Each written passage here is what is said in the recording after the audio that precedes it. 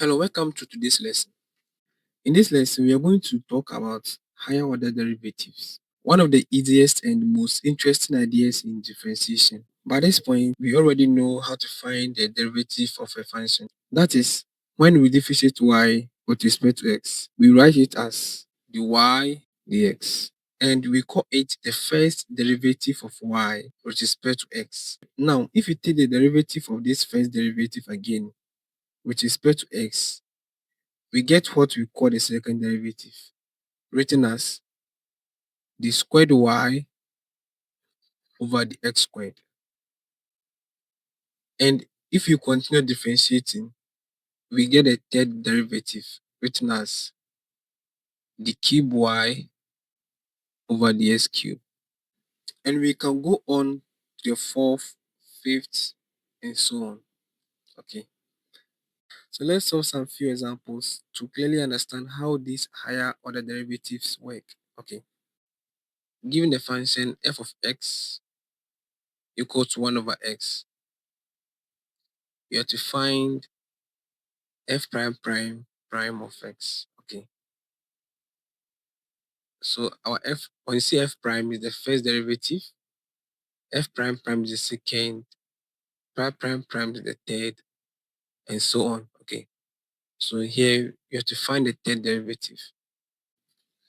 Now we can write f of x as x is for -1. Okay. So using the power rule, our f prime of x will be -1 multiplying x exponent -2, which is minus x exponent -2. And to get f prime prime of x, you have to differentiate our f prime of x. So it's like finding the x of what? F prime of x. Do you get it? Okay. And we had f prime of x to be negative x exponent -2. Okay. So when you differentiate this one again, you're going to get negative multiplying -2x exponent -3, which is going to give us 2x exponent -3. You get it? So our f prime prime prime of x is the same as finding the x of f prime prime of x. So you're going to get the x of 2x exponent -3, which is going to give us 2 multiplying -3 x exponent -4, and you're going to get -6x exponent -4 to be our f prime prime prime of x. So this is the final answer for the first question. Okay. Now example 2, giving g of x to be cos x,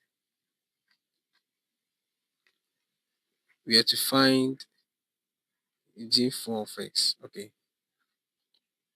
So you're going to find the fourth derivative of the function given to us. So you're going to get our j prime of x. When you differentiate cos x, you're going to get negative sine x. So our j prime of x is negative sine x.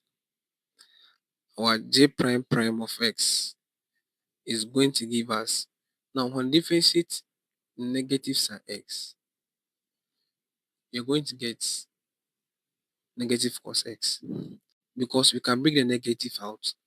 Then when differentiate sine x, you're going to get cos x.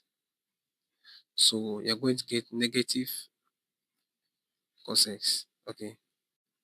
Our j prime prime prime of x will be, when we bring the negative out and we differentiate cos x, you're going to get negative sine x. Okay. So you're going to get positive sine x. Now our fourth derivative will be, now we are going to differentiate sine x,